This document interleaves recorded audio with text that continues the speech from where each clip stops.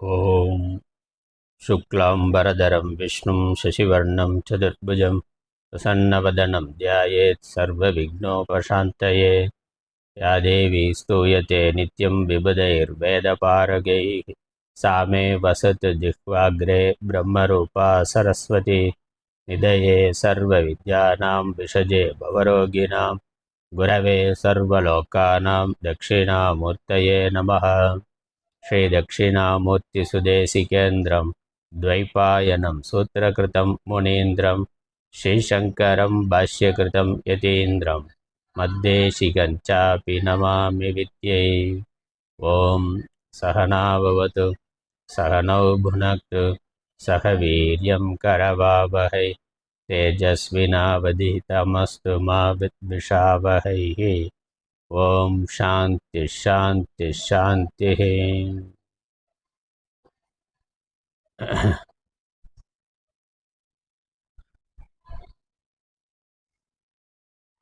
கேனோபனிஷத் என்ற உபனிஷத்து பார்க்க தொடங்கி இருக்கின்றோம். என்னுடைய முகவுரையா பல விஷயங்கள் பார்த்தோம். ஆச்சாரியரும் இதற்கு ஒரு முகவுரை செய்திருக்கிறார். அந்த உபனிஷத்தை முகவுரையை பார்த்து கொண்டு இருக்கின்றோம்.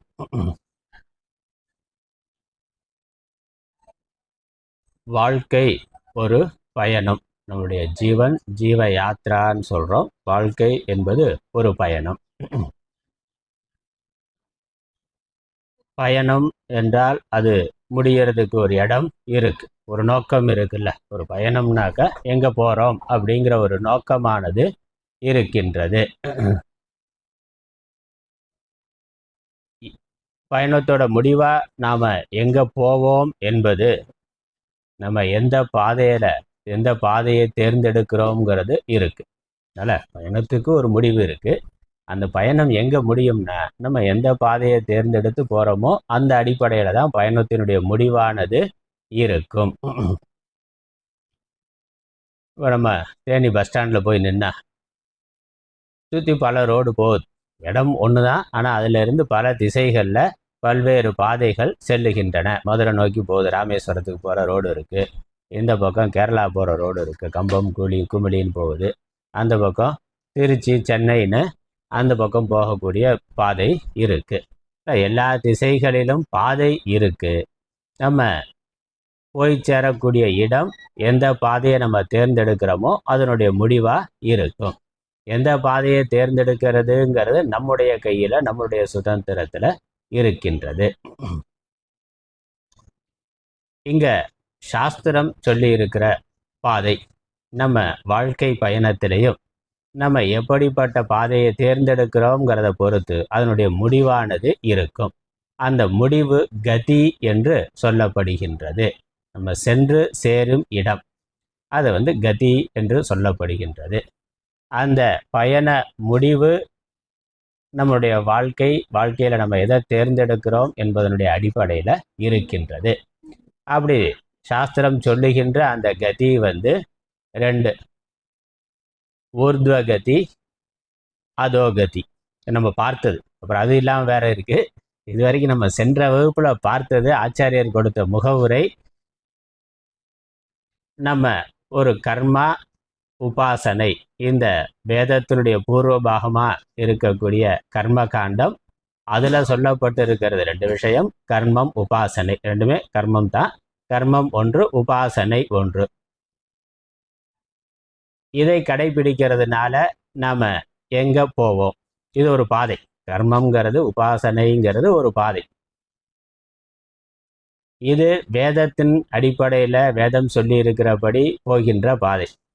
அது இல்லாமல், வேதத்தில் ஸ்ரத்தை இல்லாமல், அதில் நம்பிக்கை இல்லாமல், மனம் போன போக்கில் அல்லது இயல்பா பிரகிருதி என்று சொல்கிறோம். பிரகிருதி ஆடு மாடு விலங்குகள் எப்படி இருக்கோ அப்படி மனம் போன போக்கில் இந்த உலக வாழ்க்கையை வாழுதல். லௌகிக்க மார்க்கம்னா, வைதிக மார்க்கம்னு ஒன்று இருக்கு, லௌகிக்க மார்க்கம் ஒன்று உண்டு. உலகியல் பாதை, ஆன்மீக பாதைன்னு இருக்கு. சாஸ்திரம் சொல்லுகின்ற வேத பாதை என்று இருக்கு. என்னுடைய முடிவு என்ன சொன்னார்? முடிவு ஊர்துவகதி, அதோகதி. வைதிகம் வேதம் சொல்லி இருக்கிறபடி, சாஸ்திரம் சொல்லி இருக்கிறபடி பயணமானது சென்றால் நம்முடைய வாழ்க்கை இருந்தால் அதனுடைய முடிவு ஊர்த்வகதியாக இருக்கும். அப்படி இல்லாமல் உலகியல் பாதையில் போனால் உலகம் எப்படி போகுதோ எல்லாரும் என்ன பண்ணுறாங்களோ அதே மாதிரி சாப்பிட, தூங்க, திருமணம் பண்ணி கொண்டு சந்ததி விருத்தி பண்ண என்று சாமானிய வாழ்க்கை, எல்லா உயிரினங்களும் எப்படிப்பட்ட வாழ்க்கை வாழ்ந்து கொண்டு இருக்கின்றதோ அதே மாதிரியான ஒரு வாழ்க்கை என்று பிராகிருத்தமான, அதுக்கு பிராகிருத்தம்ங்கிற வார்த்தையை சொல்கிறோம். பிரகிருதிப்படி, பாவப்படி போகிறது, மனம் போன போக்கில் போகிறது. அப்படி வாழ்க்கை வாழ்ந்த அதனுடைய முடிவு அதோகதி. அதோகதினா கீழ். அதோகதினாக என்னது? மனிதன் மனித பிறவிக்கு கீழான பிறவி அப்படின்னு சொன்னார். மனித பிறவிக்கும் கீழான பிறவியை அவர்கள் அடைவார்கள். அது அதோகதி. ஊர்த்வகதினாக்கா மனித பிறவி, மனித பிறவிக்கு மேலா இருக்கக்கூடிய தேவலோகம், பிரம்மலோகம் அப்படி இருக்கு. அந்த ஊர்த்வகதியிலையும் 2 பிரிவு. 2 கர்மாவை மட்டும் செய்திருந்தான்னா, வேதத்தில் விதிக்கப்பட்ட அந்த கர்மாவை மட்டும் ஒருவன் பக்தி ஸ்ரத்தையோடு அதை ஒழுங்காக நல்ல ஸ்ரத்தையாக பண்ணுறார், அப்படி செய்திருந்தார்னா அதனுடைய பலன் தட்சிணாயன மார்க்கத்தில் அவர் சொர்க்கலோகத்துக்கு செல்வார். அங்கே போய் இங்கே என்ன கர்மா பண்ணாரோ அதற்கான புண்ணிய பலனை அங்கே இருந்து அனுபவிப்பார். அதில் ஊர்த்வகதியில் தட்சிணாயன மார்க்கம் ஒன்று, உத்தராயண மார்க்கம் ஒன்றுன்னு 2 பாதை. தட்சிணாயன பாதையில் போகிறவர் சொர்க்கலோகத்துக்கு போவார். அங்கே இருந்து புண்ணிய பலனை அனுபவிச்சுட்டு மீண்டும் புண்ணியம் முடிந்த பிறகு திரும்ப பூலோகத்துக்கு வருவார். அடுத்து எந்த கர்ம செயல்பட தொடங்கி இருக்கோ, எந்த வினைப்பயன் செயல்பட தொடங்கி இருக்கோ அதுக்கேற்றபாறு மனித பிறவி அப்படி வரலாம். கர்மாவோட சேர்த்து உபாசனை என்ற பக்தி மார்க்கத்தையும் பக்தியையும் ஒருவர் சேர்த்து செய்திருந்தார். அதை ஞானம்ங்கிற வார்த்தையிலையும் சொல்லப்படுது. ஆனால் இங்கே ஞானம்ங்கிறது பக்தி உபாசனை. வேதத்தில் சொல்லி இருக்கக்கூடிய தேவதா உபாசனை, தேவதா தியானம். எந்த கர்மாவுக்கு எந்த தேவத்தை சொல்லி இருக்கோ அந்த தேவதா ரூபத்தை எடுத்துக்கொண்டு அல்லது அந்த தேவத்தினுடைய நாமாவளி மந்திரங்களை எடுத்துக்கொண்டு அதை தொடர்ந்து ஜபம் பண்ணுறது, அதனால வர்றது. அதனால கிடைக்கிற அந்த உபாசனையினுடைய பலன் என்ன அப்படின்னா பிரம்மலோக பிராப்தி. ஊர்த்வகதியிலேயே இன்னொரு லோகம் பிரம்மலோகம், பிரம்மா இருக்கக்கூடிய லோகத்துக்கு போகிறது, அது பிரம்மலோகம்ங்கிற பயன். அதனால ஊர்த்வகதியில 2, ஒன்று தேவலோக பிராப்தி, அது தட்சிணாயன மார்க்கத்தில். அப்புறம் உத்தராயண மார்க்கத்தில் போய் அவர் பிரம்மலோக பிராப்தியை அடைகின்றார். அங்கே இருக்கின்ற மேலான சுகங்களை அவர் அனுபவிக்கின்றார். அங்கேயும் அது முடிந்த பிறகு திரும்ப வருவார், திரும்ப இந்த பூலோகத்துக்கு வர வேண்டும். ஆனாலும் இப்போ இந்த மனித வாழ்க்கையில் இருக்கிறத விட மேலான உலகங்களுக்கு போய் மேலான சுகங்களை அனுபவித்து திரும்புவார். இருக்கு. இந்த கர்மா உபாசனையே நிஷ்காமமா பண்ணா, அதே சமயம் ஞானமும் இல்லைன்னா அங்கே பிரம்மலோகத்துக்கு போய் அங்கே இருந்து பிரம்மாட்ட இதே தத்துவ சாஸ்திரங்கள்லாம் படித்து மோட்சத்தை அடைவார்னு கிரம முக்திங்கிறது ஒன்று இருக்குது. அதை பற்றி இங்கே ஆச்சாரியர் சொல்லலை. அந்த உபாசனையை நிஷ்காமமாக பண்ணியிருக்கிறார். அதே சமயம் இங்கே வேதாந்த சாஸ்திரம் படிக்கலாம் அல்லது ஞான நிஷ்டைங்கிறது இல்லைங்கிற பொழுது அந்த உபாசனையினுடைய பலனா, நிஷ்காமமாக பண்ண உபாசனையுடைய பலனா பிரம்மலோகம் போய் பிரம்மலோகத்தில் இருந்து அங்கே ஞான உபதேசம் வாங்கி, பிரம்மாட்ட ஞான உபதேசம் வாங்கி முக்தியை அடைவார். அதுக்கு கிரம முக்தின்னு பேர். அதை பற்றி இங்கே ஆச்சாரியர் சொல்லலை.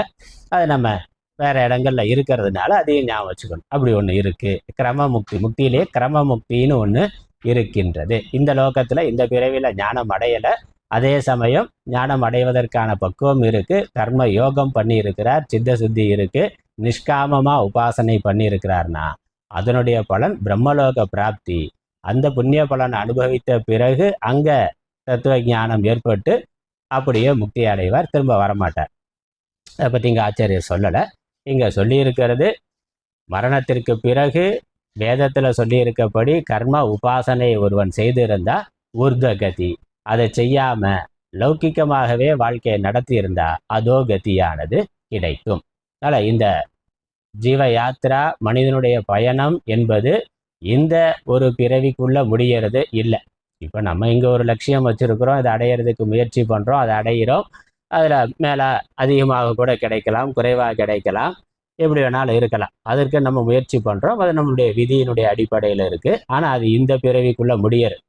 ஆனால் அதற்கும் மேலே ஒரு புண்ணிய பாபம் நம்ம செய்கின்ற செயலானது தர்ம அதர்மத்தை ஒட்டி இருக்கிற பொழுது புண்ணிய பாபம் அப்படிங்கிற பலன் ஏற்பட்டு அதை அனுபவிக்கிறதுக்காக அடுத்தடுத்த பிறவிகள் வருது. அதனால் இந்த ஜீவ யாத்திராங்கிறது ஒரு பிறப்பு இறப்பு ஒரு பயணத்தோட முடியறது இல்லை. அதை கடந்து அடுத்தடுத்த பிறவிகளாக போகின்றது. அடுத்தடுத்த பிறவிகள் எந்த அடிப்படையில் வரும் என்றால் இந்த புண்ணிய பாவத்தினுடைய அடிப்படையில் வரும். அது உர்துவகதியாக இருக்கலாம், அதோகதியாக இருக்கலாம். இது கர்ம பலன் கருதி நம்ம கர்மாவை செய்கின்ற பொழுது.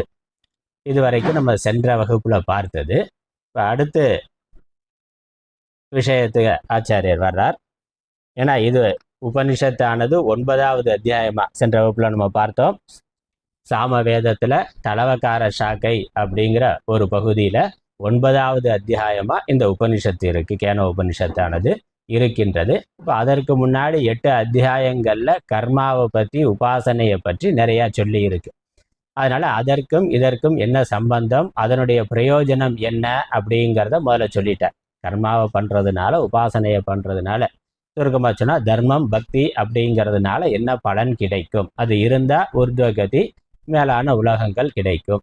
அந்த தர்மமும் இல்லை பக்தியும் இல்லாமல் ஒருவன் மனித வாழ்க்கையை நடத்தினாக்கா மனித பிறவியோட கீழான பிறவியை மரணத்திற்கு பிறகு அடைவான். இது சாஸ்திரத்தில் இருக்கக்கூடிய விஷயம். அதை எங்கள் ஆச்சாரியர் சுருக்கமாக நமக்கு சொல்லி தெளிவுபடுத்தி இருக்கிறார். இதற்கு மேலே இதற்கு மாறாக நான் இதுவரைக்கும் சொன்ன இந்த கர்ம பலன் கருதி செயலை செய்தவர்களுக்கு மாறாக கர்ம பலன் கருதாமல் ஒருவன் செயல் செய்திருந்தால் அவனுக்கு என்ன பலன் கிடைக்கும், அதுதான் இங்கே விஷயம். அந்த விஷயத்தை நம்ம தொடங்குகின்றோம். அதை நம்ம புஸ்தகத்தில் பக்கம்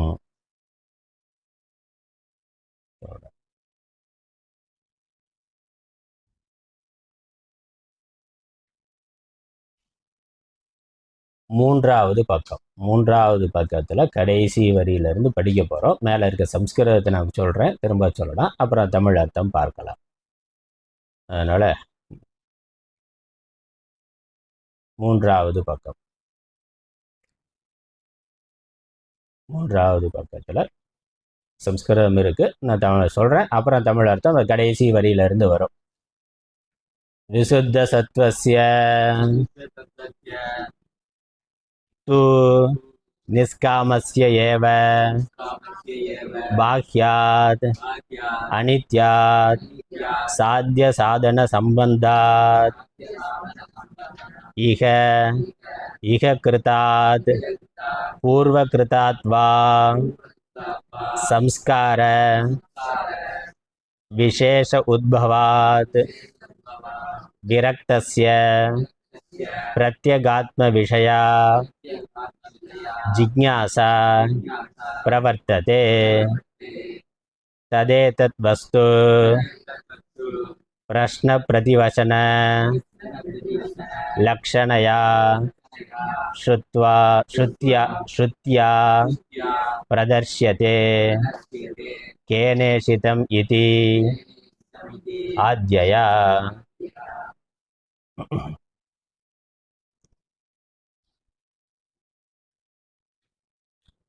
இதனுடைய அர்த்தம் கடைசி வரியில் இருக்குது. இந்த அதாவது சென்ற பக்கத்தில் கடைசி 3வது பக்கத்தில் கடைசி வரி, சுத்தமான சித்தம் உள்ளவனும் வெளியில் உள்ளதும் ஆனது பற்றியே அனித்தியமுமான சாத்திய சாதன சம்பந்தத்தினின்றும் ஆசை ஒழிந்தவனும் இப்பிறவியில் செய்யப்பட்டதாகவோ முற்பிறவிகளில் செய்யப்பட்டதாகவோ உள்ள சம்ஸ்கார விசேஷத்தின் ஆவிர்பாவத்தால் வைராக்கியத்தை அடைந்தவனுமாக உள்ளவனுக்கே பிரத்யேகாத்ம விஷயமான ஜிக்ஞாசை ஏற்படுகின்றது.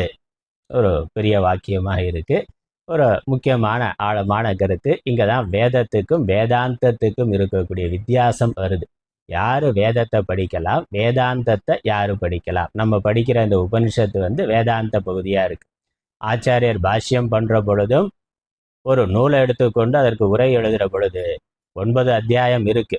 முதல்ல இருக்க 8 அத்தியாயத்தை விட்டுட்டு 9வது அத்தியாயத்துக்கு உரை பண்றார் அப்படின்னா, ஏன் 8 அத்தியாயத்துக்கும் பண்ணியிருக்கணும்ல, அதை விட்டுட்டு 9வது அத்தியாயமான உபனிஷத்து அப்படிக்கு மட்டும் உரை எழுதியிருக்கிறார். இதே மாதிரி தான் ஆச்சாரியர் உரை பண்ணியிருக்கிறது 10 உபனிஷத்துகளுக்கு உரை பண்ணியிருக்கிறார். அப்போ வேதத்தினுடைய அந்த பூர்வ பாகம் கர்ம காண்டத்துக்கு பாஷ்யம் பண்ணலை, உபனிஷத் பாகத்துக்கு மட்டும் பாஷ்யம் பண்ணியிருக்கிறார். அதனால் அதுதான் நம்ம வேதாந்தம்னு சொல்கிறோம். இப்போ இதுவரைக்கும் சொன்னது கர்மம், கர்ம பலன் என்னன்னு சொல்லப்பட்டது. இந்த வேதாந்தத்தினுடைய விஷயம் என்ன, அதனுடைய பலன் என்ன என்பது இனி வருகின்றது. வேதத்தினுடைய விஷயம் வேற, வேதாந்தத்தினுடைய விஷயம் வேற. வேதத்தில் சொல்லப்பட்ட இருக்கக்கூடிய கர்மாவை செய்யறதுனால கிடைக்கக்கூடிய பலன் வேற, வேதாந்த ஞானத்தினால கிடைக்கக்கூடிய பலன் வேற. அதே மாதிரி வேதத்தை பின்பற்றக்கூடியவர்கள் அந்த அதிகாரி, அதுக்கு அதிகாரின்னு பேர், யார் வேதத்தை பின்பற்றலாம் என்பது வேற, வேதாந்தத்துக்கு யார் உரியவர்கள் என்பது வேற. அல்ல, விஷயம், அதிகாரி, பிரயோஜனம், இந்த மூன்றும் வேறு வேற இருக்கு. ஒரே வேதமா இருக்கலாம், வேதத்தினுடைய ஒரு பகுதியா உபனிஷத்து இருந்தாலும் அதனுடைய விஷயம், அதிகாரி, பலன் என்பது முற்றிலும் வேறானது.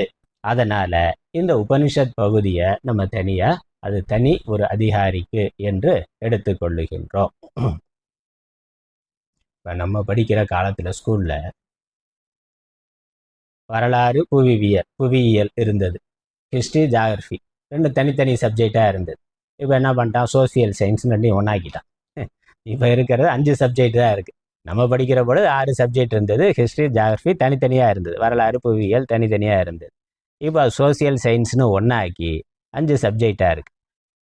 இப்போ இந்த சோசியல் சயின்ஸ் புக்கு ஒன்றா இருந்தாலும் அதுக்குள்ளே எடுத்த பார்க்குற பொழுது வரலாறு அது ஒரு தனி சப்ஜெக்டு, புவியியல்ங்கிறது ஒரு தனி சப்ஜெக்ட். ஒரே புக்குக்குள்ளே இது ஒரு தனி, அது ஒரு தனி ஆன மாதிரி வேதம்ங்கிறது ஒன்றாக இருந்தாலும் அதனுடைய கர்ம காண்டம், அதனுடைய விஷயம் வேற, அதை தெரிஞ்சு கொள்றதுனால, அதை செய்யறதுனால கிடைக்கக்கூடிய பலன் வேற, அப்புறம் அது யாருக்குங்கிறதும் வேறானதா இருக்கு. இந்த வேதாந்தம்ங்கிறதோட விஷயம், பிரயோஜனம், அதிகாரிங்கிறது வேறு வேறானதா இருக்கு.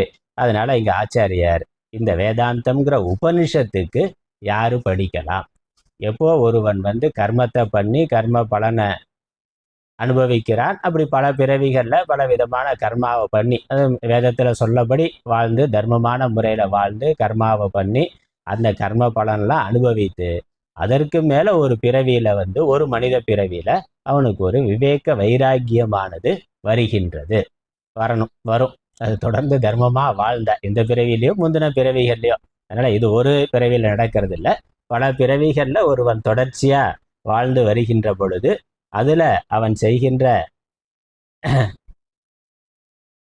தர்மமான வாழ்க்கை, அதுவும் சாஸ்திரத்தில் ஸ்ரத்தையோடு வாழ்ந்த அந்த தர்மமான பக்தியோட கூடிய வாழ்க்கை வாழ்றதுனால ஒரு புண்ணியம் ஏற்படுகின்றது, அதனால ஒரு விவேகம் ஏற்படுகின்றது. என்ன விவேகம்னா, இந்த உலக வாழ்க்கை அனித்தியமானது என்பது. இந்த அனித்தியம் உலகம்ங்கிறத நம்ம அனித்தியம்னு பார்க்கிறோம். நம்மளுடைய உடல் வாழ்க்கை, இதில் வரக்கூடிய செல்வம், மற்ற இளமை, மற்ற உறவுகள், என்னெல்லாம் நம்ம உலகத்தில் அனுபவித்து கொண்டு இருக்கிறோமோ அது எல்லாமே ஒரு தற்காலிகமானதா இருக்கின்றது, நிரந்தரமானதுன்னு எதுவும் இல்லை. மாறுபடக்கூடிய, இருக்கிறதே அல்பகாலமும் இருக்கு, அப்படி இருக்கிற காலத்திலையும் ஒரே தன்மை உடையதா அது இருக்கிறது இல்லை, காலத்தினால மாறுபட்டு விடுகின்றது. அதனால் ஒன்று மாறுபடாமல் இருந்தாலும் பொருளே ஒரு காலத்தில் போய் விடுகிறது, அழிந்து விடுகிறது. அது மனித உடம்பாக இருக்கலாம், இல்லை நம்ம பயன்படுத்துகிற ஜட பொருள்களாக இருக்கலாம். ஆள் உலகத்தை விட்டே போயிடுற, நமக்கு பயன் தரக்கூடிய ஒருவராக இருந்தார், நல்ல உறவாக இருந்தார், அவர் நல்ல குடும்ப வாழ்க்கை நல்லா இருந்தது, அவர்னால நமக்கு நிறைய நன்மை இருந்திருக்கு, சந்தோஷமாக சேர்ந்து வாழ்ந்து இருக்கிறோம். ஆனால் திடீர்னு ஒரு நாள் விதி முடிந்தது, போய்விட்டார்னா, ஒன்று அவர் இருந்து நம்ம போகலாம், இல்லை நாம் இருந்து அவர் போகலாம், போயிட்டாருன்னா அப்படி போகிறதுங்கிறத பார்க்குறோம். இதுக்கு ஒன்றும் கேரண்டி கிடையாது, இத்தனை வருஷம் இருப்பார் அப்படின்னு எந்த உத்தரவாதமும் யாரும் கொடுக்க முடியாது. அது பிறந்த குழந்தையா இருக்கலாம், பிறக்கிறதுக்கு முன்னாடி கூட இருக்கலாம். கர்ப்பத்தில் இருக்கிற போதே அந்த ஜீவன் சரீரத்தை விட்டு போகலாம். குழந்தையே இல்லாமல் இருந்து திடீர்னு கர்ப்பம் உண்டாகி வருதுன்னா, ஆனால் அதுவும் பிறக்கிறதுக்கு முன்னாடி போகிறத பார்க்குறோம். இல்லை பிறந்த உடனே போகிறத பார்க்குறோம். இல்லை 1 வயசு 2 வயசு 5 வயசு 10 வயசு எந்த வயசில் வேணாலும் மரணம்ங்கிறது தவிர்க்க முடியாததா இருக்கின்றது. அது உலக யதார்த்தம். அதை நம்ம ஏற்றுக்கொண்டு தான் ஆகணும். அப்படி ஒரு அனித்தியத்துவங்கிறது இருக்கின்றது. மரணம் என்பது இருக்கின்றது. அது ஒரு பக்கம். இன்னொன்று அது போகல இருக்கு. ஆனால் இதுவோ கொஞ்ச நாள் நமக்கு ஆதரவாக இருந்தது, அன்பாக இருந்தது, சந்தோஷத்தை கொடுத்து கொண்டிருப்பதா இருந்தது. திடீர்னு ஒரு நாள் மாறிட்டான்னா, குணம் மாறுவது மனம்னா. அதனால் மனசு மாறி போச்சு, குணம் மாறி போச்சு. நமக்கு எதிராக அதே ஆள் இருக்கிறான். எந்த ஆள் உறவாக இருந்ததோ அதுவே எதிராக இருக்கின்றது. அது இதையும் பார்க்குறோம். அப்போ இருக்கிற கொஞ்ச காலத்தில் நட்பாக இருக்கலாம், பகையாக இருக்கலாம். சுகத்தை கொடுத்து கொண்டிருப்பவர்கள் இன்னொரு காலத்தில் அப்படியே மாறி துக்கத்தை கொடுப்பவர்களா ஆகலாம். அது ஜட பொருள்களும் அப்படித்தான். நல்லாவே இருக்குது, வாங்கின பொருள் அப்படியே இருக்கானா, வாரண்டி இருக்கிற வரைக்கும் நல்லா இருக்கும். வாரண்டி முடிஞ்சதுன்னா அப்புறம் அது கொஞ்சம் கொஞ்சமாக அதனுடைய வேலையை காமிக்கும். அதை எக்ஸ்சேஞ்ச் பண்ணிக்கிறது நமக்கு ஈஸி. எக்ஸ்சேஞ்ச் பண்ணிடலாம், இல்லை தூக்கி போட்டு வேற வாங்கிடலாம். ஆனால் உறவுகள் அப்படி பண்ண முடியாது. அதை நம்ம ஏற்றுக்கொண்டு தான் ஆகணும். அதில் வரக்கூடிய கஷ்ட நஷ்டங்கள், இன்ப துன்பங்கள், வெற்றி தோல்வி, மான அவமானங்கள், புகழிகள், இது எல்லாமே உலகத்தில் இருக்குங்கிறத நம்ம பார்க்குறோம். இது இந்த மனித லோகத்தில் மட்டும் இல்லை, தேவலோகத்துக்கு போனாலும் அங்கேயும் பிரச்சனை இருக்குது. புராண இதிகாச கதைகளை படித்தோம்னாக்கா, நம்ம நேராக போய் பார்க்கலைனாலும், நம்ம இருந்து பார்த்தது நமக்கு தெரியலைனாலும், புராண இதிகாசம் வர்ணனை எப்படி இருக்குது? தேவேந்திரன்னா அங்கேயும் அப்பப்போ அசுரன் வந்து வம்பெடுத்துட்டு போகிறான். அப்பப்போ அசுரர்கள் வந்து தோன்றி சண்டை போடுறான். அது வேறு பிரச்சனை வருது. அவர்களுக்கும் காமக்ரோதங்கள் இருக்குது. அதனால வரக்கூடிய சுக துக்கங்கள் இருக்கத்தான் செய்கின்றது. அப்புறம் அதையும் சாஸ்திரம் சொல்லுது, அங்கே இருக்கிற வரைக்கும் நீ ஒரு மற்ற இந்த பூலோகத்தோட அதிகமாக சுகம் இருக்கும், ஆனால் புண்ணியம் இருக்கிற வரைக்கும் தான் அங்கே இருக்கணும், திரும்ப வந்துடணும்னு சொல்லுது. அதனால் அதுவும் அனித்தியம்ங்கிறது இருக்கு. பூலோகம் எப்படி அனித்தியமோ அதுவும் அனித்தியமானது. அங்கே வரக்கூடிய சுகமும் மாறுபடக்கூடியது. அப்புறம் அதுலேயும் ஏற்றத்தாழ்வு இருக்குது. இங்கே நம்ம அனுபவிக்கக்கூடிய சுகங்கள்லையும் ஏற்றத்தாழ்வு இருக்குது. நம்மளுடைய வாழ்க்கை வசதிக்கு தகுந்த மாதிரியான பொருள்களை தான் நம்ம வாங்க முடியுது, உறவுகளை தான் சேர்க்க முடியுது. அதில் ஏற்றத்தாழ்வு பார்க்குறோம். நமக்கு கீழே இருக்கிறவர்களும் இருக்கிறார்கள், நமக்கு மேலே இருக்கிறவர்களும் இருக்கிறார்கள். அது செல்வத்தில் இருக்கலாம், அழகில் இருக்கலாம், உடல் ஆரோக்கியத்தில் இருக்கலாம், இல்லை நல்ல உறவு நிலைகளில் இருக்கலாம். எல்லா விஷயத்திலும் ஒரு ஏற்றத்தாழ்வுங்கிறது இருக்கின்றது. அந்த ஏற்றத்தாழ்வை நம்ம ஒப்பிட்டு பார்க்க தொடங்கினோம்னா அதுவே ஒரு துக்கமாக ஆயிரும். இருக்கிறது ஒரு பக்கம் நல்லா இருந்தாலும் நமக்கு மேலே இருக்கிற ஆளை பார்க்கிற பொழுது நமக்கு அவ்வளோ இல்லையேனா அப்படி ஒரு துக்கமானது வருகின்றது. அதனால இது இந்த லோகத்தில் இல்லை, தேவலோகத்திலையும் அது அப்படித்தான் இருக்கு. இதெல்லாம் நம்ம பார்த்து யோசிக்கிற பொழுது வாழ்க்கை அனித்தியமானது, சுகதுக்க கலப்புடையது.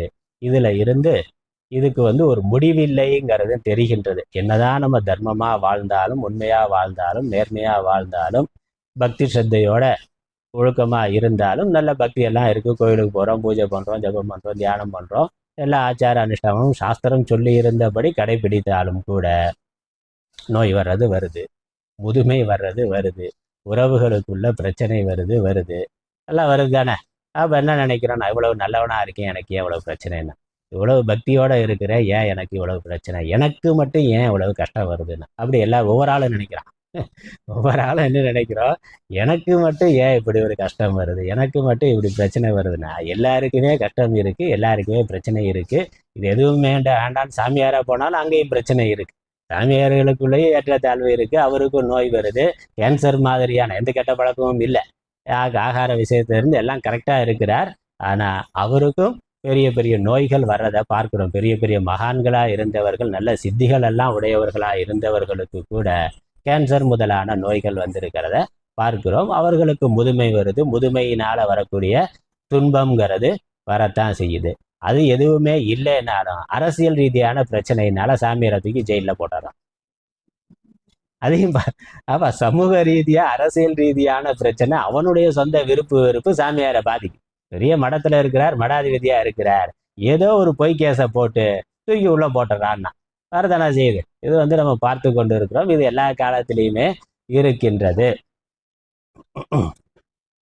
அதனால இது தவிர்க்க முடியாத ஒன்றா இருக்கு. அப்போ தர்மமாக இருக்கிறதுனாலேயே நமக்கு பிரச்சனை இல்லை, துன்பம் இல்லை அப்படின்னு சொல்றதுக்கு இல்லை. தர்மத்தினால ஒரு புண்ணியம் வரும், அதனால சுகம் வரும். அதே சமயம் அதுலேயும் தர்மமும் குறைபாடு உடையது, தர்மத்திலையும் பிரச்சனை இருக்கின்றது. ஏன்னா முழுமையா ஒரு தர்மத்தை கடைபிடிக்கிறதுங்கிறது முடியாது. ஒரு நல்ல காரியத்தை பண்ற பொழுது அதில் சிலருக்கு சில கஷ்டங்கள் வரத்தான் செய்யும்னா, தவிர்க்க முடியாம சில விஷயங்களுக்கு சில விஷயங்கள்ல இல்லை எல்லா விஷயத்துலையுமே தவிர்க்க முடியாம சிலருக்கு துன்பம் கொடுக்க வேண்டியதா இருக்கு. அப்படி துன்பம் கொடுத்தாலே அதுக்கு ஒரு பாபம் வரும். அந்த பாபத்தை நம்ம அனுபவிச்சு தான் ஆகணும்.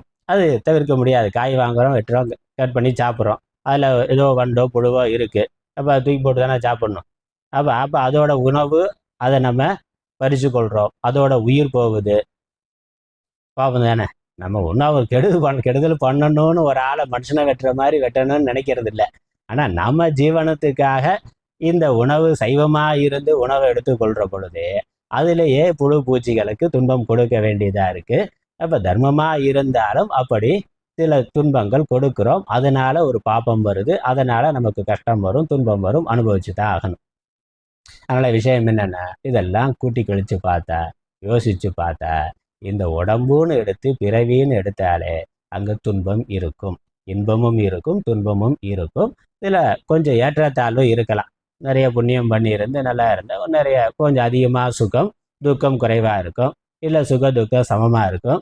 இல்லை சுகம் குறைவாக இருந்து துக்கம் அதிகமாக இருக்கும். ஆனால் இது தவிர்க்க முடியாத ஒன்று. அதனால தான் திருக்குறளில் என்ன சொல்கிறார், இருமை வகை தெரிந்துனா. இந்த உலகம் இருமை மயமானது. அது கடவுளாகவே இருந்தாலும், கடவுளே அவதாரம் பண்ணி ராமரா கிருஷ்ணரா வந்தாலும் அவருக்கு 1000 பிரச்சனை.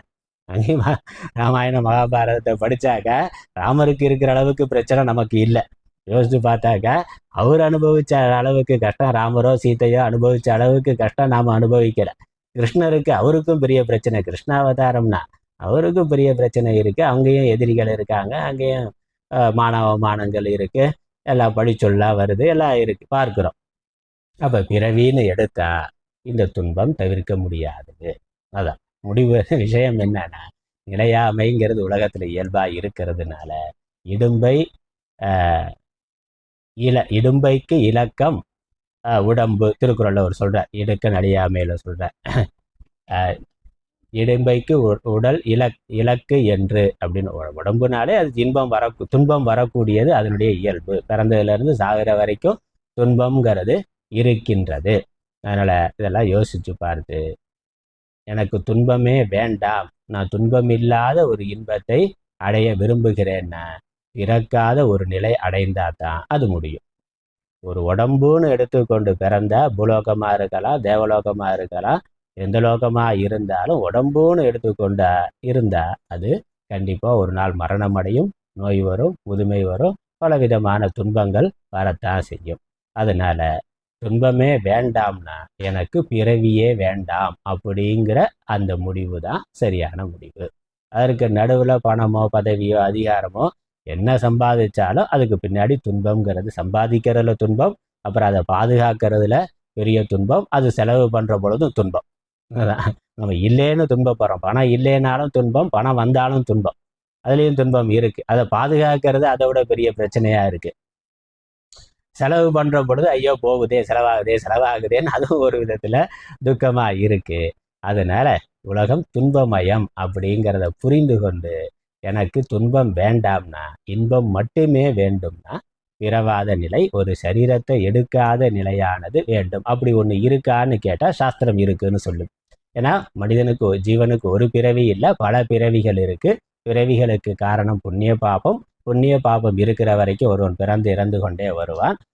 பிறப்பு இறப்பு வேண்டாம் அப்படின்னா புண்ணிய பாபத்தை கலந்த நிலைக்கு போகிறது பொழுது, அல்லது புண்ணிய பாபம் இல்லாமல் போகிற பொழுது, புண்ணிய பாபம் 0 லெவல், புண்ணிய பாபம் 0 ஆகிற பொழுது ஒருவன் அந்த ஜீவனானவன் பிறவாத நிலையை அடைகின்றான், முக்தியை அடைகின்றான். அதுக்கப்புறமும் இருக்கிறான். ஆனால் எப்படி இருக்கிறான்? அவன் இறைவனாக, இறைநிலையை அடைந்தவனாக, அந்த ஜீவத்துவம் அப்படிங்கிற ஒரு தனி இண்டிவிஜுவாலிட்டி இல்லாமல் இறைவனாக, இறைநிலையை இறைவனோடு கலந்தவனாக, இறைவனாக இருப்பவனாக இருக்கிறார். அதனால் இறைவனை அடைந்தவன்னு சொல்லலாம், அல்லது இறைவனோடு இரண்டரை கலந்தவன்னு சொல்லலாம். இல்லை அவன் இறைவனாகவே இருக்கின்றான். அதுக்கப்புறம் அவன்னு தனியாக ஒன்று இல்லாத ஒரு நிலையை போய் அடைந்து விடுகிறான். அதுதான் முக்தி நிலை, பிறவாத நிலை அல்லது தெய்வ நிலை, இறைநிலைன்னு சொல்லுகின்றோம். ஒரு மழை துளி கடல்ல விழுந்து அதோட இரண்டரை கலந்து விடுவது போல. இந்த மழை துளி தனியாக இருக்கிற வரைக்கும் அதுக்கு ஒரு லிமிட்டேஷன், வரையறை இருக்கு. கடல்ல விழுந்தா என்னாச்சு, அந்த தண்ணீர் இருக்கு, ஆனால் கடலோட கலந்த கடலாக ஆகிவிடுகின்றது. அந்த நிலை இருக்கின்றதுன்னு சாஸ்திரம் சொல்லுது. அதனால் வேண்டுங்கால் வேண்டும் பிறவாமைன்னு. அதனால பிறவாமை என்பதுதான் உண்மையிலேயே இந்த உலக வாழ்க்கையை நம்ம ஆராய்ந்து பார்க்கிற பொழுது நாம் அடைய வேண்டிய ஒரே லட்சியம் என்று ஆகும். ஏன்னா துன்பமில்லாத வாழ்க்கை வேண்டும்னா துன்பமில்லாத வாழ்க்கை பிறவாமையில தான் கிடைக்கும். துன்பமில்லாத நிலைங்கிறது பிறப்பிலிருந்து விடுபடுகின்ற பொழுதுதான் கிடைக்கும். அதனால இருள் நீங்கி இன்பம் பயக்கும், மருள் நீங்கி மாசரு காட்சியவர்க்கு. இருள்ங்கிறது மயக்கம். அதனால இந்த அஞ்ஞான காரியமாக வரக்கூடிய பிறப்பு இறப்பு, அதிலிருந்து வரக்கூடிய துன்பம். அப்போ அது நீங்கி இன்பம் பிறக்கும் அப்படின்னா இப்போ இறைநிலையை, இறைவனை அடைகின்ற பொழுது பிறப்பெண்ணும் பேதமை நீங்க சிறப்பெண்ணும் செம்பொருள் காண்பது அறிவு. அதனால் பிறப்புங்கிற பேதமை நீங்கிறதுக்கு சிறப்பு என்ற இறைநிலையை அடைதல் என்பதுதான் வழி. இது சாஸ்திரம் சொல்லுது. அதனால எங்க ஆச்சாரியர் இந்த வேதம், வேதாந்தம், உபனிஷத்து, இதற்கு யார் இதை படிக்கலாம், யார் இதை படிக்க வரலாம், அடுத்த கிளாஸுக்கு நாம் வரலாமா வேணாம்னு முடிவு பண்ணிக்கலாம். அதனால ஆச்சாரியர் சொல்ல போறார், இந்த விவேகம் யாருக்கு இருக்கோ, யார் இந்த மனநிலைக்கு வந்திருக்கிறார்களோ அவர்களுக்கானது உபனிஷத்து. அதனால முதல்ல சொன்ன கர்ம காண்டத்தோட விஷயம் என்னன்னா, ஒரு கர்மாவை சொல்லுது, அதற்கு ஒரு பலன் சொல்லுது. அப்போ யார் அந்த கர்ம பலன் வேணும்னு விரும்புகிறானோ அவன் அந்த கர்மாவை பண்ணணும். அது சுருக்கமாக சொன்ன என்னது, உலக பொருள்கள் அதிலிருந்து கிடைக்கக்கூடிய சுகம், அதில் விருப்பம் உடையவன். சுகம் வேணும், குழந்தை இல்லை, குழந்தை பிறக்கணும்னா கர்மாவை பண்ணு. இல்லை திருமணம் ஆகலை, திருமணம் ஆகணுமா அதுக்கு இந்த பரிகாரம் பண்ணு, இந்த யாகத்தை பண்ணு, இந்த பூஜையை பண்ணு. இல்லை பணம் இல்லை, பணம் வேணுமா அதற்கு இந்த ஹோமத்தை பண்ணு அப்படின்னு அநேக என்னெல்லாம் நமக்கு உலகியல் தேவை இருக்கோ அதெல்லாம் சாஸ்திரம் சொல்லி, அதற்கு நம்ம ஒரு பக்கம் உலகியல் ரீதியாக முயற்சி பண்ணுறோம். அதோட தெய்வ சக்தியோட அனுகிரகத்தினால் அதை பெறுவதற்காக அதற்கு ஒரு பூஜை முறை, அதற்குன்னு சில மந்திரங்கள், சில கர்மாவானது சொல்லி இருக்கின்றது. அப்போ எனக்கு அந்த பலன் வேணும்னு ஆசை இருக்கிறவன் கர்ம காண்டத்தில் அதற்கு என்ன கர்மா சொல்லியிருக்கோ அதை அவன் செய்யணும். இப்படி எல்லாத்தையும் பார்த்தாச்சு, அனுபவிச்சாச்சு, எனக்கு வேண்டாம், இதெல்லாம் வருது போகுது, விதிப்படி என்ன வருமோ வரும், அதை நான் அனுபவிக்கிறேன், அதை நான் முயற்சி பண்ணுறதும் பண்ணுறேன், அது இருக்கட்டும். ஆனால் இதற்கு மேலே நான் இதை கடந்து போக விரும்புகின்றேன். இந்த பிறப்பு இறப்புங்கிற இந்த சுழற்சி, பிறவியாகிய பெருங்கடலை நான் கடந்து போக விரும்புகிறேன் அப்படின்னு ஒருவன் விரும்புனா அவனுக்கு பேர் ஜிக்ஞாசுன்னு பேர். அதுதான் இங்கே வார்த்தையில் அந்த வாக்கியத்தோட கடைசி வார்த்தையாக இருக்குது, ஜிக்ஞாசை ஏற்படுகிறது. அதனால் ஜிக்ஞாசு அப்படின்னாக்க இந்த ஞானத்தை அடைய விரும்புகிறவன் அப்படின்னு அர்த்தம். இந்த ஜிக்ஞாசுத்துவம், அதுக்கு முன்னாடி முமுக்ஷுத்துவம்னு ஒன்று இருக்கு. முமுக்ஷுத்துவம்னா இந்த உலக வாழ்க்கை துன்பமயமானதுன்னு புரிந்து கொண்டு இதிலிருந்து நான் பிறவியிலிருந்து விடுபட விரும்புகிறேன், விடுதலை விரும்பி, விடுதலை அடைய விரும்புகிறேன். இந்த உடம்பு, அது சம்சார பந்தம், உயிர் வாழ்க்கை, உடல் வாழ்க்கை, இதை நான் மீண்டும் மீண்டும் அடைய விரும்பவில்லை, பிறவாத நிலையை அடைய விரும்புகிறேன் என்று யார் விரும்புகிறானோ அவனுக்கு முமுக்ஷுன்னு பேர். இந்த உடம்பை எடுக்கிறதுலேருந்து விடுதலை அடைய விரும்புகிறவனுக்கு முமுக்ஷுன்னு பேர். சிறையிலிருந்து வெளியே வர்ற விரும்புகிற மாதிரி. அதனால் சிறைச்சாலையில் இருக்கிறான், நம்ம இருக்கிறது சிறைக்கூடம், சிறைச்சாலை. வெளியே ஒரு சுதந்திரமான ஒரு உலகம் இருக்குது, இங்கே நம்ம சுதந்திரம் இல்லாமல் இருக்கிறோம். இதில் இருந்து நான் வெளியேற வேண்டும், விடுதலை அடைய வேண்டும்னு யார் விரும்புகிறானோ அவனுக்கு விடுதலை விரும்பின்னு பேர். அவனுக்கு சம்ஸ்கிருதத்தில் முமுக்ஷுன்னு பேர். முக்தி அடைய விரும்புகிறவன், சரீரத்திலிருந்து பிறவியிலிருந்து விடுதலை அடைய விரும்புகிறவன். அதற்கப்புறம் அந்த விடுதலை அடையிறதுக்கு என்ன தேவை, அதற்கு நான் என்ன பண்ணணும் அப்படிங்கிற கேள்வி வருது. இந்த பிறவி துன்பமயமானதுங்கிறது புரிஞ்சு போச்சு. ஆகவே நான் பிறவாத நிலையை அடைய விரும்புகிறேன். பிறவாத நிலையை நான் அடையணும்னா அல்லது இறைநிலையை அடைய வேண்டும் என்றால் அதற்கு நான் என்ன செய்ய வேண்டும் என்ற கேள்வி வருது. அதற்கு வேதம் வழிகாட்டுகின்றது. இதுவரைக்கும் வேதத்துல ஸ்ரத்தையோட வேதம் சொன்னபடி வாழ்க்கையை நடத்தினவன், கர்மம், பக்தி, உபாசனை என்று வாழ்க்கையை நடத்தி கொண்டிருந்தவனுக்கு அந்த வேதமே இன்னொரு அதற்கான வழி, இந்த பிறவியிலிருந்து விடுபடுவதற்கான ஞானத்தை கொடுக்கின்றது. அந்த ஞானம் தான் உபனிஷத்துல இருக்கின்றது. அதனால அவன் அதன் பிறகு வேதாந்தத்தை, உபனிஷத்தை படிக்க வேண்டும். இதுவரைக்கும் 8 அத்தியாயம் படிச்சு கர்மகாண்டத்தை படிச்சு அதன்படி வாழ்ந்தவன் இந்த விருப்பம் வர்ற பொழுது பிறவாத நிலையை அடையணும், பிறவி பெருங்கடலை நான் கடக்கணும் அப்படின்னு நினைக்கிற பொழுது அவன் வேதாந்தத்தை படிக்க வேண்டும், உபனிஷத்தை படிக்க வேண்டும். அதுதான் இங்க சொல்றார். பிரத்யேகாத்ம விஷயமான ஜிக்ஞாசை ஏற்படுகின்றது அவனுக்கு. அது எதனால ஏற்படுகிறதா சொல்றார். அப்படியே கொஞ்சமா நம்ம கடைசி வரிய வார்த்தையிலிருந்து முன்ன மேலே போனோம்னாக்க புரிஞ்சுக்கிறதுக்கு வசதியா இருக்கும். அந்த 4வது பக்கத்துல, 4வது பக்கம் தானே, 4வது பக்கத்துல முதல் 4 5வது வரியில ஜிக்ஞாசை ஏற்படுகிறதுன்னு அந்த வாக்கியம் முடியுது. அதற்கு முன்னாடி என்ன இருக்கு? பிரத்யேகாத்ம விஷயமான ஜிக்ஞாசை ஏற்படுகிறது. பிரத்யேகாத்ம விஷயம்னா ஆத்மா, ஆத்ம விஷயமான. ஆத்ம விஷயம்னா ஆத்மாங்கிறது நான் அல்லது இறைவன். இந்த ஜீவாத்மா பரமாத்மான்னு சொல்றாங்களே, அது என்னன்னா நான் யார்? உண்மையிலேயே நான் யார்? நான் என்ன பண்ணிக்கிட்டு இருக்கிறேன்? நான் இந்த உலகத்துக்கு வந்ததுக்கு காரணம் என்ன?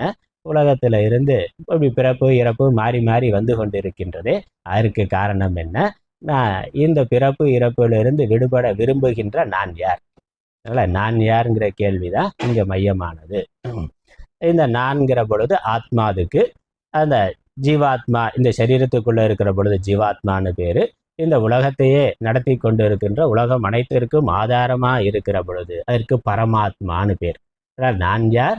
கடவுள் யார்? நான் அந்த கடவுளை அடைவது எப்படி? ஏன்னா கடவுள் என்றைக்கு நித்தியமா இருக்கிறவர், பூர்ணமா இருக்கிறவர், துன்பம் இல்லாம இருக்கிறவர். இந்த உலக பொருள்களை அடையிறதுனால எனக்கு உலக பொருள் அனித்தியமா இருக்கிறதுனால எனக்கு துன்பம் வருகின்றது. நான் விரும்புறது துன்பம் இல்லாத இன்பம். துன்பம் இல்லாத இன்பம் எதனால கிடைக்கும்? துன்பம் இல்லாத ஒரு பொருள் தான் துன்பம் இல்லாத இன்பத்தை கொடுக்க முடியும். அப்புறம் நித்தியமான இன்பம்னா நித்தியமான ஒரு பொருள் தான் நித்தியமான இன்பத்தை கொடுக்க முடியும். உலக பொருள்ல துன்ப கலப்பு இருக்கு, அப்புறம் அனித்தியத்துவங்கிறது இருக்கு, அழிந்து போகும் தன்மை இருக்கு. நான் விரும்புறது நித்தியமான ஒரு பதவி, நித்தியமான சுகம். அப்ப எந்த உலக பொருளாவது நித்தியமான சுகத்தை கொடுக்க முடியுமானா கொடுக்க முடியாது. ஏன்னா அந்த பொருளே அனித்தியமான. நித்தியமான ஒரு பொருள் நித்தியமான ஒரு பலனை கொடுக்க முடியாது. இப்ப நித்தியமான பலன், நித்தியமான சுகம் எனக்கு வேண்டும் என்றால் நித்தியமான பொருள் ஏதாவது இருக்காங்கிற கேள்வி வருது. எது நிரந்தரமா இருக்கக்கூடிய பொருள் அல்லது நிரந்தரமான பதவி? துருவன் கேட்டானே, இதெல்லாம் அனித்தியமானது, நிரந்தரமான பதவி ஏதாவது இருக்கான்னு மகாவிஷ்ணுகிட்ட கேட்குறான், வரம் கேட்குறான். அதற்கு ஒரு துருவ பதவி கொடுக்குறார். அது மாதிரி நிரந்தரமான நிலை அப்படின்னு நிரந்தரமான வஸ்து, நித்திய சுகமான வஸ்து, பூர்ண சுகமான வஸ்து அப்படி உலகத்துல ஏதாவது இருக்கான்னு கேட்டா சாஸ்திரம் சொல்லுது இறைவன் ஒருவனே. இந்த உலகத்திற்கெல்லாம் காரணமா இருக்கின்ற, ஆதாரமா இருக்கின்ற பரம்பொருள் பரமாத்மா, அவர் பூர்ணமானவர், அவர் நித்தியமானவர். ஆகவே நீ நித்தியத்துவத்தை அடைய வேண்டும் என்றால், நித்திய சுகத்தை அடைய வேண்டும் என்றால் அந்த பரமாத்மாவை அடையிறதை தவிர வேற வழி கிடையாது. ஒரே வழி இறைவனை அடைதல் என்பதுதான். அதனால அந்த இறைவனை அடையணும்னா இறைவன் யாரு, அவர் எங்க இருக்கிறார், எப்படி அடையணுங்கிறது நமக்கு தெரியணும்.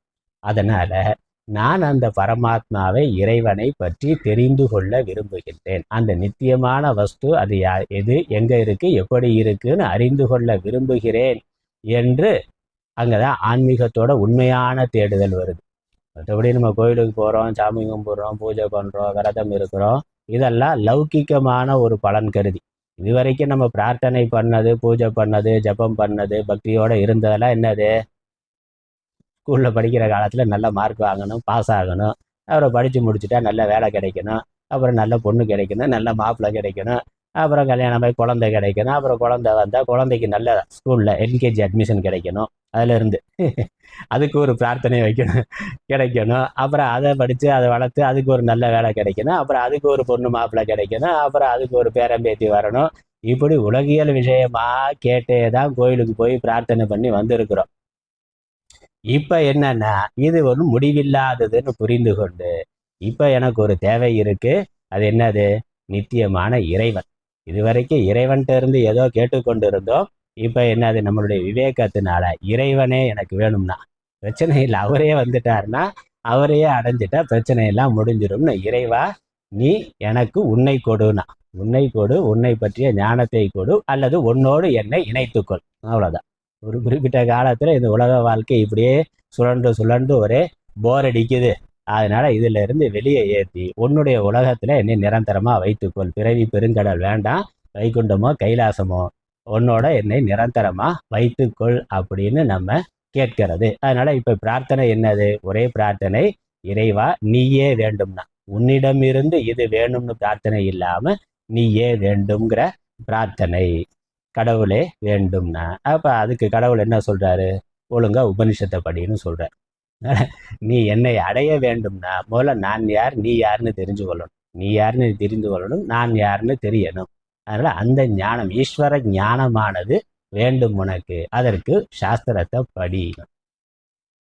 அதான் அதனால பிரத்யேகாத்ம விஷயமான பிரத்யேகாத்மாங்கிற ஆத்மா, ஆத்ம விஷயமான இறைவன் விஷயமான அந்த இறைவன் யார், எங்க இருக்கிறார், எப்படி இருக்கிறார், நான் அவரை எப்படி அடைவது என்ற அந்த விஷயமான ஜிக்ஞாசை. ஜிக்ஞாசைனா அதை அறிந்து கொள்ளுகின்ற விருப்பம்.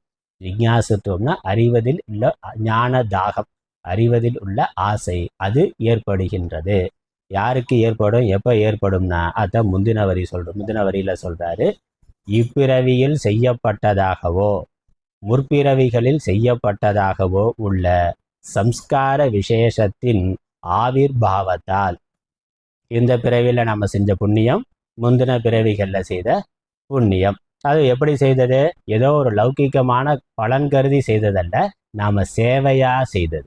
அங்கதான் சேவைங்கிறது முக்கியத்துவம் உடையதா சொல்றோம். நம்ம குடும்பத்துக்கு பண்ற பொழுது பலன் கருதி பண்றோம். ஆனா மற்றவர்களுக்கு ஒரு பொது ஸ்தாபனத்துல அல்லது பொது இடத்துல நமக்கு தெரியாத ஒரு மூன்றாவது மனிதர்களுக்கு ஒரு அன்னதானம் கொடுக்கறது, இல்லை கல்வி தானம் கொடுக்கறது, ஏதோ ஒரு பொருளை கொடுக்கறது, இல்லை கோயிலில் போய் கைங்கரியம் பண்றது, இந்த மாதிரி பலன் கருதாம நம்ம என்ன ஒரு கர்மா பண்றோமோ அந்த கர்மா அதான் சேவைன்னு சொல்றோம். அதற்கு ஒரு பலன் உண்டு, புண்ணிய பலன். அந்த புண்ணிய பலன் எப்ப வேலை செய்யுதோ அப்பொழுது ஒருவனுக்கு இந்த ஞானமானது, இந்த விவேகமானது வரும். என்னது? கடவுள் எனக்கு வேண்டும்ங்கிற விருப்பம், நான் கடவுளை அடைய வேண்டும்ங்கிற விருப்பம். அந்த சேவைங்கிறது தான் இன்னொரு வார்த்தையில கர்ம யோகம்னு சொல்றோம். அப்ப யார் ஒருவன் இந்த பிறவியிலையோ அல்லதற்கு முந்தின பிறவியிலையோ கர்மத்தை யோகமா பலன் கருதாம, இப்போ பலன் கருதாம பண்றதுங்கிறத பத்தி நம்ம பகவத்கீதையில விரிவா பார்க்கிறோம். கர்மயோகம் பத்தி விரிவா வருது. நம்ம அங்கே அதை பத்தி விரிவா பேச போறது இல்லை. ஆனா சுருக்கமா சொன்ன என்னது, நம்ம தெரியாத ஒரு மூன்றாவது மனிதர்களுக்கு எந்த பலனும் எதிர்பார்க்காம ஒரு உதவி பண்ற பொழுது, ஒரு சேவை பண்ற பொழுது அது கர்மயோகம். அதே ஆட்டிடியூடுல, அதே மனோபாவத்துல நமக்கு தெரிந்த மனிதர்களுக்கும் நம்ம சேவை செய்ய முடியும். செஞ்சா அதுவும் கர்மயோகம் தான். நம்ம வீட்டில் பண்ற வேலையே அம்மாவுக்கோ அப்பாவுக்கோ இல்லை தாத்தாவுக்கோ பாட்டிக்கோ இல்லை கணவனுக்கோ மனைவிக்கோ குழந்தைகளுக்கோ அது நம்ம ஒரு பக்கம் கடமையா இருக்கு. நமக்கு அது செய்தே ஆக வேண்டும்னு ஒரு கடமை இருக்கு. நாம செய்கிறோம், அவர்கள் பதிலுக்கு செய்கிறார்கள், அல்லது ஏற்கனவே அவர்கள் நமக்கு செய்திருக்கிறார்கள், நன்றி கடனா திரும்ப பண்றோம். அம்மா அப்பா பண்ணாங்க, வயசான காலத்துல அவர்களுக்கு பண்றோம், நன்றி கடனா இருக்கு. இப்ப நம்ம குழந்தைகளுக்கு நாம பண்றோம், இல்ல கணவன் மனைவி பரஸ்பரம் ஒருத்தருக்கு ஒருத்தர் உதவியா இருந்து பண்ணி கொள்கிறோம்.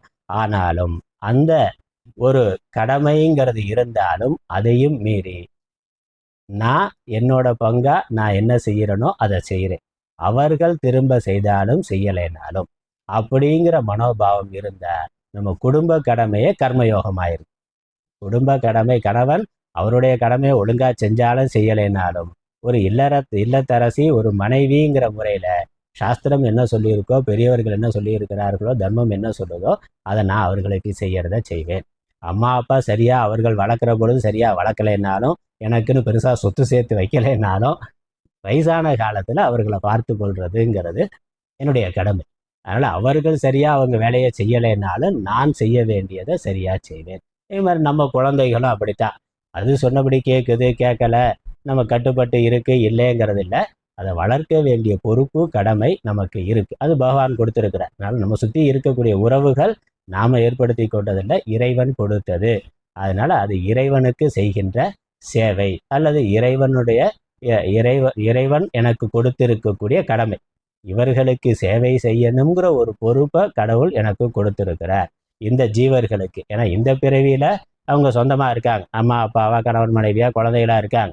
போன பிறவியில அடுத்த பிறவியில யார் என்னவா இருப்போம்னு தெரியாது. அப்ப அந்த ஜீவனுடைய வாழ்க்கை பயணம் தனியா போய்கொண்டு இருக்கு, நம்முடைய வாழ்க்கை பயணம் தனியா போய்கொண்டு இருக்கு. இதுல நடுவுல இடைப்பட்ட காலத்துல இந்த பிறவியில நமக்குள்ள ஒரு உறவானது ஏற்பட்டு இருக்கின்றது. ரயில் ஸ்நேகம் மாறுதா, ரயில் பயணம் மாறுதா.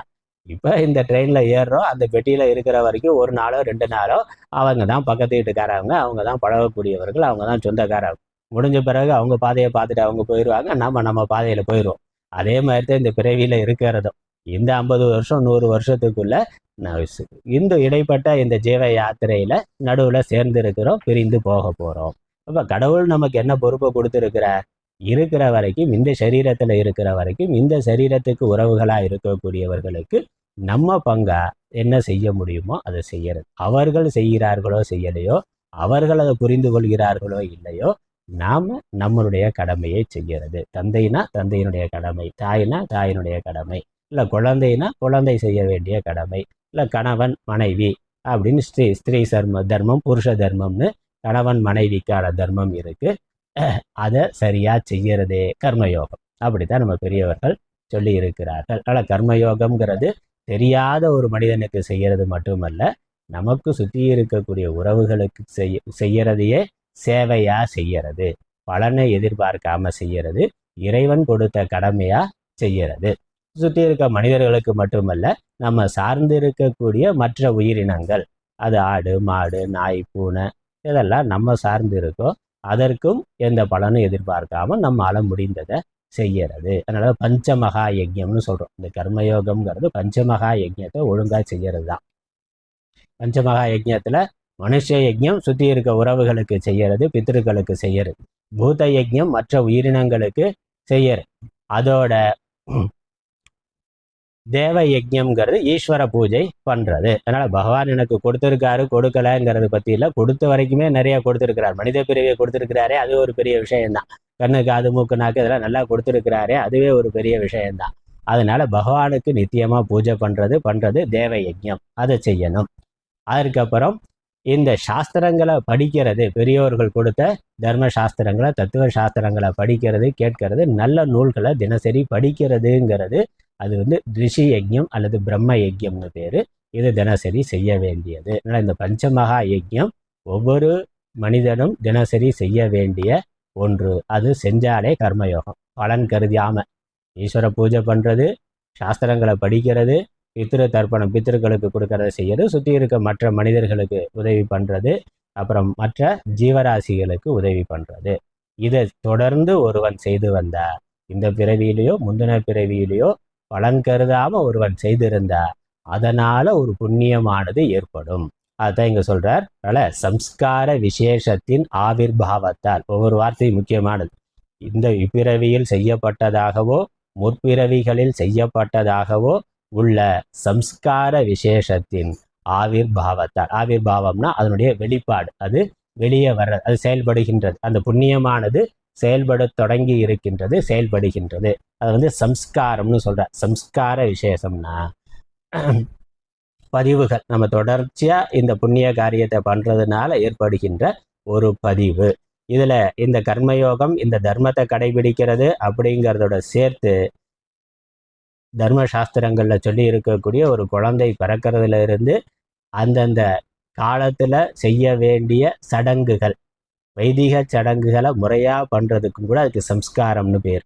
அந்த சம்ஸ்காரமும் அந்த ஜீவனுக்கு ஒரு புண்ணியத்தை கொடுக்குது. அந்த புண்ணியமும் சேர்ந்து தான் இந்த விவேகத்துக்கு காரணமா இருக்கு. இப்போ குழந்தை பிறந்தோட நம்ம அந்த ஹிந்து மரபுப்படி செய்ய மொட்டை அடிக்க வேண்டிய காலத்தில் மொட்டை அடிக்கிறது, காது குத்துறது, சடங்கு, திருமண சடங்கு முறையா திருமண சடங்கை போலீஸ் ஸ்டேஷனில் கல்யாணம் பண்ணாமல் முறையாக திருமண சடங்காக பண்ணுறது, பெண்கள் வயதுக்கு வந்த உடனே பண்ணக்கூடிய அந்த சடங்கை முறையாக பண்ணுறது, பையனாக இருந்தாக்கா இந்த காயத்ரி உபதேசம் அதை முறையாக பண்ணுறது, உபநயன சம்ஸ்காரத்தை முறையாக பண்ணுறது.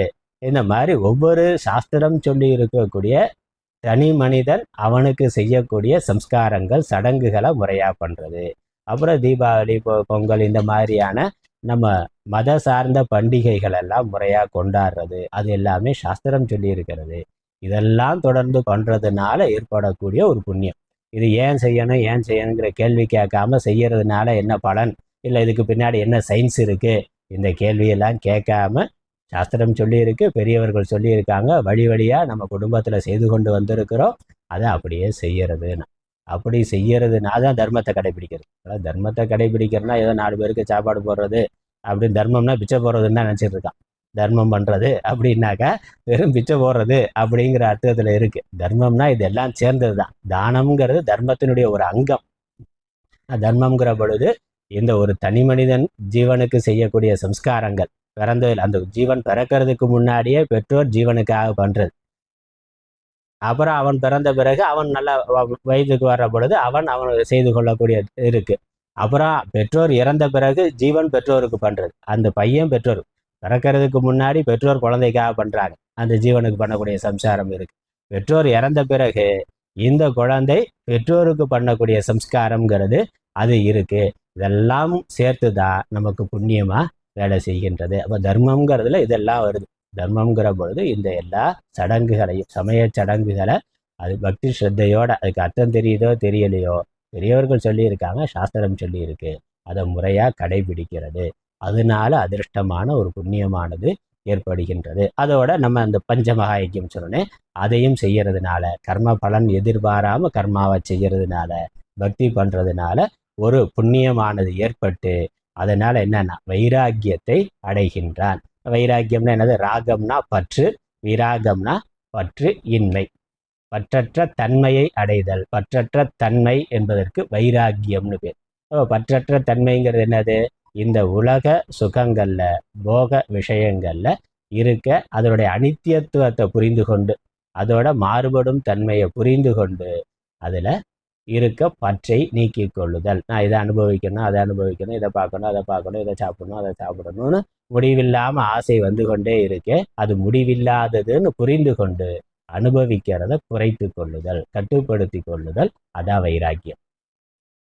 அது புத்தியில விவேகமா, நமக்கு விவேகத்தினால ஏற்படக்கூடியதா இருக்கணும். உலக சுகத்துல இருக்கக்கூடிய குறைபாடுகள், உறவுகள்ல மேல அதீதமான பற்று இருக்கிறதுனால வரக்கூடிய துன்பங்கள், அதை புரிந்து கொண்டு பற்றை குறைத்து கொள்ளுதல், அனுபவிக்கிற விஷயங்களை குறைத்து கொள்ளுதல், எவ்வளவு குறைத்து கொள்ள முடியுமோ அவ்வளவு குறைத்து கொள்ளுதல், அதுக்கு பேர் வைராக்கியம். அதில் நம்மளுடைய பொறுப்பு கடமைகள் எல்லாம் யாருக்கு எந்த காலத்தில் பிரித்து கொடுக்க முடியுமோ அதெல்லாம் பிரித்து கொடுத்துரு.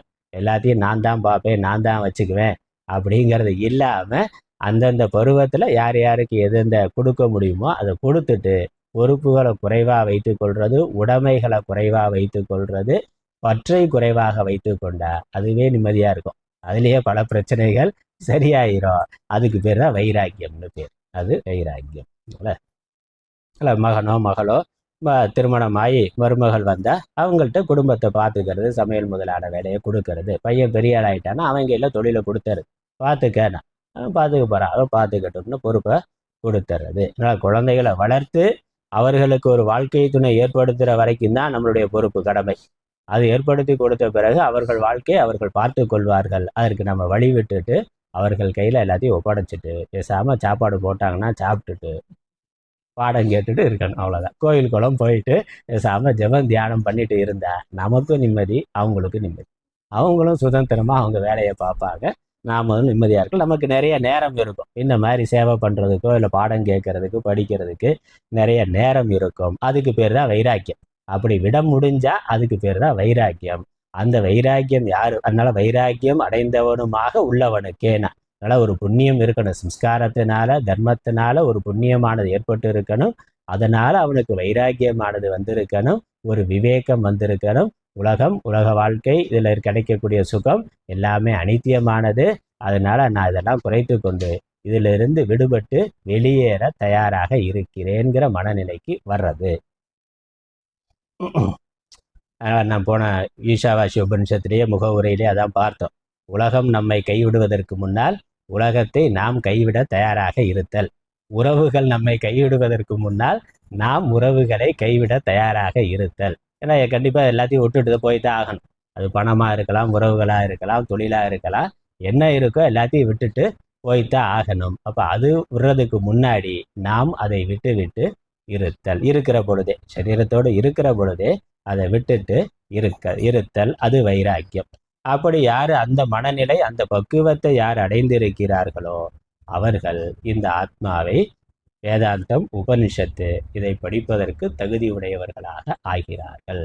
அதனால அடுத்து பார்க்க போற உபனிஷத்து இவர்களுக்கு ஆனதுன்னு சொல்லிட்டேன். அதனால அது விஷயம். அதற்கு முன்னாடி இன்னும் 2-3 வரிகள் இருக்கு, அதுவும் முக்கியமானது தான். அதனால ஆசை ஒழிந்த வண்ணா, அதற்கு முன்னாடி முதல் வரியிலேருந்து பார்த்தா அனித்தியமான சுத்தமான, 3வது பக்கத்தில் கடைசி வரி, சுத்தமான சித்தம் உள்ளவனும், அத்த சித்த சுத்தின்னு சொல்கிறோம். இந்த சித்த சுத்திங்கிறது விருப்பு வெறுப்பு, பொறாமை, பேராசை, இந்த மாதிரி கெட்ட குணம் மனதில் இல்லாமல் இருக்கிறதுக்கு தான் சித்த சுத்தின்னு பேர். சித்த சுத்தினா மன தூய்மை, தமிழில் சொன்னால் மன தூய்மை. இந்த கெட்ட குணம் மனதில் இல்லாமல் இருக்கிறது. அது தொடர்ந்து நாம் சேவை செய்கிறதுனால கிடைக்கக்கூடிய ஒரு பலனை எதிர்பார்க்காம தொடர்ந்து நம்ம சேவை செய்தால் அதனுடைய பலன் என்ன கிடைக்கும்னா, மனதில் இருக்கக்கூடிய விருப்பு வெறுப்பு, பொறாமை, இந்த தீய குணங்கள் எல்லாம் நீங்கும். அதனால் மனத்துக்கண் மாசிலன் ஆதல், அதான் சித்த சுத்தி. அது எதனால் வரணும்னா, அனைத்து அறன்னா எல்லா தர்மத்தையும் முறையாக கடைபிடிக்கிறதுனால, பலன் கருதாமல் கடைபிடிக்கிறதுனால இந்த சித்த சுத்திங்கிற பலன் கிடைக்குது. அதை அடைந்த ஒருவன் அதுக்கப்புறம் என்னது, அந்த மன தூய்மை இருக்கிற பொழுது புத்தி நல்லா வேலை செய்யும்.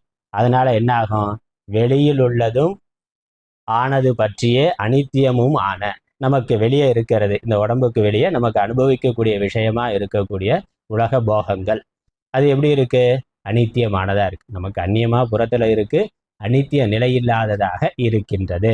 அந்த நிலையில்லாததுன்னு புரிந்து கொள்றது. அப்புறம் அது சாத்திய சாதன சம்பந்தம்னா, அதுல சாத்திய சாதன சம்பந்தம்ங்கிறது இருக்கு. சாத்தியம்னா அடையப்பட வேண்டியது, சாதனம்னா அதை அடைவதற்கு உதவியா இருக்கக்கூடிய கருவி. இப்போ உலகத்துல ஒரு பொருளை அனுபவிக்கணும், ஒரு பொருள் வாங்கணும், டிவி வாங்கணும், ஃப்ரிட்ஜ் வாங்கணும்னா என்னது, டிவிங்கிறது சாத்தியம். நம்ம அடைய விரும்புகிற, சம்பாதிக்க விரும்புகிற ஒரு பொருள், அது இருந்தால் சுகமா இருக்கும்னு நினைக்கிறோம். அல்லது திருமணம், கணவன் மனைவி, ஒரு ஆணோ பெண்ணோ அடையணும்னு நினைக்கிறோம், அது சாத்தியம். அப்போ அதை அடையிறதுக்கு என்ன வழி, முதல்ல பணம் சம்பாதிக்கணும். பணம் வேணும், பணத்தை கொடுத்து பொருளை வாங்கலாம். அப்போ பணம்ங்கிறது சாதனம், அதனால வாங்கக்கூடிய பொருள் சாத்தியம். அதான் சாத்திய சாதனம்னா, சாத்தியம்ங்கிறது அடைய விரும்புகின்ற லட்சியம், சாதனம்ங்கிறது அதை அடையிறதுக்கு தேவையா இருக்கக்கூடிய கருவி. அது இதுதான் உலகம். உலகம் இப்படித்தான் இருக்கு. உலகத்துல எதை அடையணும்னாலும் அதுக்கு ஒரு விலை கொடுக்கணும். அதுக்கு ஒரு விலை கொடுக்காம எதையும் வாங்க முடியாது. நாம இருக்கிறோம், நம்மால அடையப்பட வேண்டிய பொருள் நமக்கு வேறையா இருக்கு. அதை வாங்கணும், அதை நம்ம அடையணும்னாக்கா அதற்கு ஒரு விலை கொடுக்க வேண்டியதா இருக்கு. அதனால அந்த விலையை நம்ம முதல்ல சம்பாதிக்கணும், அப்புறம் அதை தியாகம் பண்ணணும், கொடுக்கணும். இப்படித்தான் உலகம் இருக்கு. இந்த லோகம் மட்டும் இல்லை, நான் சொர்க்கலோகத்துக்கு போகணும்னாலும் அதற்கு புண்ணியம்ங்கிற விலையை கொடுக்கணும். அப்போ புண்ணியங்கிற விலையை நம்ம, அதுக்கு அந்த பணத்தை, புண்ணியங்கிற பணத்தை தெய்வம் வித்தம்னு சொல்லுது. புண்ணியங்கிறது ஒரு பணம், அதை சம்பாதிக்கிறதுக்கு இந்த வைதிக கர்மாவெல்லாம் பண்ணணும், உபாசனை பண்ணணும், பக்தி பண்ணணும், தர்மமான வாழ்க்கை இருக்கணும், சாஸ்திரம் சொல்லுது. அப்போ உலகத்துல இந்த லோகம், மேல் உலகம், எந்த உலகத்துல நம்ம எதை அடையணும்னு நினைச்சாலும், நமக்கு அந்நியமா புறத்துல இருக்க ஒரு பொருளை அடையணும்னு நினைச்சாக்கா அடையக்கூடிய பொருள் அதுக்கு சாத்தியம்னு பேரு, அதற்கு நாம கொடுக்கிற விலை அதற்கு சாதனம்னு பேரு. இந்த உலகம் அப்படித்தான் இருக்கு. உலகத்துல எல்லாமே சாத்திய சாதன சம்பந்தம் உடையதாக இருக்கின்றது என்று புரிந்து இந்த சாத்திய சாதனத்துல ஆசையை விட்டவன். ஏன்னா எதை நம்ம கஷ்டப்பட்டு சம்பாதிக்கிறோமோ அதை ஒரு நாள் இழந்துதான் ஆகணும். எதா இருந்தாலும் எதை சேர்க்கிறோமோ அதை ஒரு நாள் விட்டுதான் ஆகணும். ஏன்னா அதோட விலை மதிப்பு எவ்வளவு இருக்கோ அவ்வளவு காலத்துக்கு அது உழைக்கும், அப்புறம் அது போய்விடும். அதுக்கு முன்னாடியே கூட போகலாம், இன்னும் கேரண்டிலாம் கிடையாது. அதனால 1,00,000 ஃபோன் வாங்கினா ரிப்பேர் ஆகாமல் இருக்குமாண்ணா, முன்னாடியே ஆகலாம். அதனால் அதுக்குன்னு ஒரு இது உண்டு, அதுக்குன்னு ஒரு மதிப்பு உண்டு. மதிப்பு இருக்கிற வரைக்கும் வேலை செய்யும், அப்புறம் அது போய்விடும். அதில் இருக்கக்கூடிய அனித்தியத்துவம்ங்கிறது இருக்கு.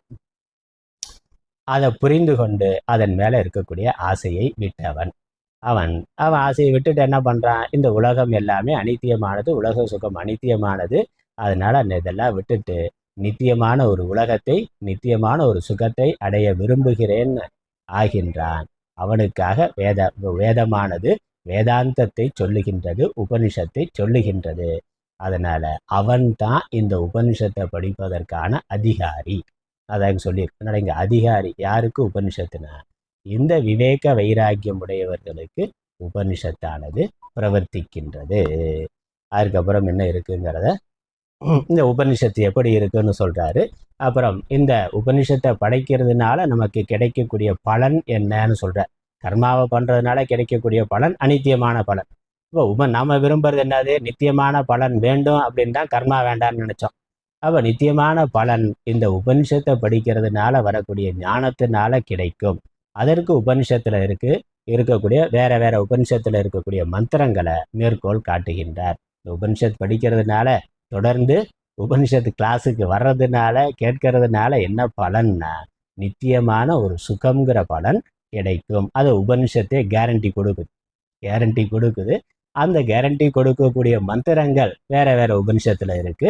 அதெல்லாம் எடுத்து இங்க கொடுக்கின்றார். அதனால அடுத்து வரக்கூடிய விஷயம் இந்த உபனிஷத்தை படிக்கிறதுனால கிடைக்கக்கூடிய பலன் என்ன என்பது, உபனிஷத்தினுடைய விஷயம் என்ன என்பதும் வருது. மேற்கொண்டு அடுத்த வகுப்புல தொடருவோம், அடுத்த வாரம் தொடருவோம். ஓம் ஈஸ்வரோ குருராத்மேதி மூர்த்தி பேத விபாகினே யமவத்யாப்ததேகாய தட்சிணாமூர்த்தயே நமः.